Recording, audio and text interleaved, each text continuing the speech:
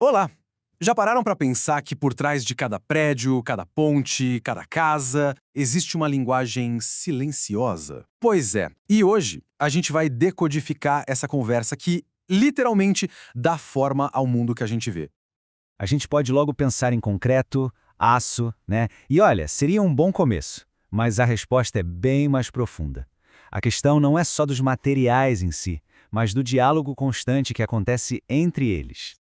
Exato, personalidade. É isso mesmo. Cada material tem tipo um jeito de ser, sabe? Características que fazem dele o ideal para uma função específica. E entender essa conversa é fundamental, desde o primeiro rabisco do projeto até o dia da demolição. Então, bora mergulhar nisso.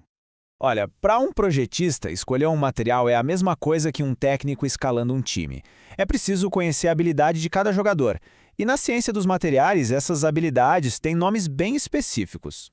Vamos começar com a mais óbvia, a resistência. Pensa nela como a força bruta mesmo, a pura força de um material. Ele aguenta o tranco? Suporta o peso que vai em cima dele? Essa é a pergunta fundamental. Mas força não é tudo não. A rigidez é tão importante quanto. Pensa bem, o material pode até ser forte, mas se ele enverga, se ele se deforma fácil, a estrutura inteira pode ir por água abaixo. É a rigidez que garante que uma viga, por exemplo, fique retinha no lugar dela. Agora, uma propriedade aqui é fascinante, a ductilidade. Às vezes, o que se quer é que o material ceda um pouco, que ele se deforme sob um estresse muito grande em vez de simplesmente quebrar de vez. Essa flexibilidade funciona como um aviso, sabe? É um sinal de segurança super importante em muitas estruturas. E isso me leva direto para tenacidade. E atenção, não vai confundir com força, hein? Tenacidade é sobre absorver impacto, é a capacidade de aguentar uma pancada, um golpe súbito, sem se espatifar em mil pedaços. E para fechar essa lista, a dureza. Aqui o papo é na superfície. O material pode ser forte, pode ser tenaz, mas se ele risca só de olhar, talvez não seja a melhor escolha para um piso ou uma bancada, né? É a resistência dele ao desgaste do dia a dia. Ok, agora que a gente já tem esse vocabulário na ponta da língua, vamos ver na prática como os projetistas escalam esse time de materiais para cada obra. E o ponto-chave aqui é o seguinte: não existe um material que seja o melhor para tudo. É tudo uma questão de função. Olha só, o concreto com aquela resistência enorme à compressão é imbatível para fundações, para pilares. Já o aço, super dúctil, é a escolha certa para vigas, para estruturas que precisam ter um certo jogo, sabe, flexionar sem quebrar. E a madeira? Leveza, versatilidade, perfeita para telhados, acabamentos. A escolha certa é uma verdadeira sinfonia de propriedades mesmo. Mas calma, que a história não acaba só na escolha dos materiais da estrutura. Uma construção hoje em dia é um ecossistema complexo, onde sistemas diferentes precisam não só coexistir, mas colaborar. Pensa só, o engenheiro civil e o engenheiro eletricista, eles têm objetivos bem diferentes. Um está focado em criar uma estrutura segura, estável. O outro quer criar uma rede segura e funcional para distribuir energia. Se esses dois não conversarem, os materiais de um podem virar o pesadelo do outro. O concreto é um exemplo perfeito disso. Depois que ele seca, que ele cura, já era, vira uma barreira de pedra. Então, toda a fiação elétrica tem que ser planejada antes, com os conduítes já no lugar certo antes de jogar o concreto. Esquecer isso é um erro que custa muito caro. Já com o aço, o desafio é exatamente o contrário. Ele é um condutor de eletricidade excelente. O que isso quer dizer na prática?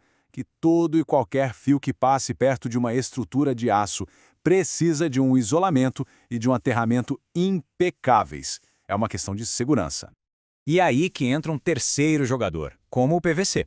As propriedades dele são a combinação perfeita para o sistema elétrico. Por quê? Porque ele é um isolante. Ele protege os fios de cobre, que são ótimos condutores, e garante que a eletricidade só vá para onde ela tem que ir. É um trabalho de equipe perfeito.